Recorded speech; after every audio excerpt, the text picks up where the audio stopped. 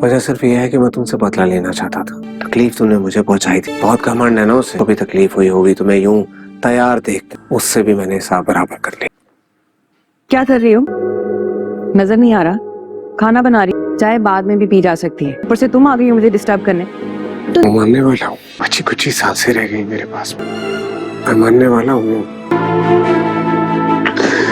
नाजरीन, drama serial हसरत के आने वाले एपिसोड के अंदर आप देखेंगे अरहम सनाया से कहता है कि ये वक्त मुझ पर बहुत मुश्किल है, अगर तुम इस वक्त मेरा साथ दे दोगी तो मैं तुम्हारी ये साथ कभी जिंदगी में नहीं छोड़ूंगा। इस वक्त मुझे और फबिया को तुम्हारी जरूरत है। ये सुनने के बाद सनाया कहती है कि ठीक है, अब मैं उसकी खिदमत भी करूंगी, लेकिन तुम मुझे ये बताओ कि उसने अगर मेरे और मेरे बच्चों के साथ कुछ किया तो उसका जवाब दे कौन होगा। इसके जवाब में अरहम कहता है कि वो ऐसा नहीं करेगी, और अगर वो ऐसा करेगी तो मैं उसे सबक सिखा लूंगा। बस जो तुम्हें कहा है तुम उसी बात पर अमल करो। इसके बाद सनाया यही सोचती है कि अब मुझे भी वही करना पड़ेगा जैसे फबिया ने झूठ बोल बोल कर अरहम को मुझसे जुदा किया, अब मैं भी ऐसा ही करूंगी। दूसरी तरफ हमजा फरीम से कहता है कि मैं उस शख्स को नहीं छोड़ूंगा जिसने अपने जाल में मेरी फबिया को फंसाकर मुझसे दूर कर लिया। मैं कुछ भी कर लूं, मेरे जहन से फबिया का ख्याल कभी नहीं जाता। इसके जवाब में फरीम कहती है ये जो कुछ भी हुआ इसमें सबसे ज्यादा कसूर, बल्कि सारा कसूर फबिया का ही है। आप किससे बदला लेने की बात कर रहे हो? अगर बदला लेना ही है तो फबिया से लो। इसके जवाब में हमजा कहता है फबिया को भी मैं जिंदा नहीं छोड़ूंगा, लेकिन जिससे उसने शादी की है उससे भी मैं ही नहीं छोड़ूंगा। तुम्हें क्या लगता है कि मैं इसी तरह खामोशी से बैठा रहूंगा? नाज़रीन, अब आप ही कमेंट्स में जरूर बताएं इस मामले में हमजा को क्या करना चाहिए। वीडियो अच्छी लगे तो लाइक, चैनल को जरूर सब्सक्राइब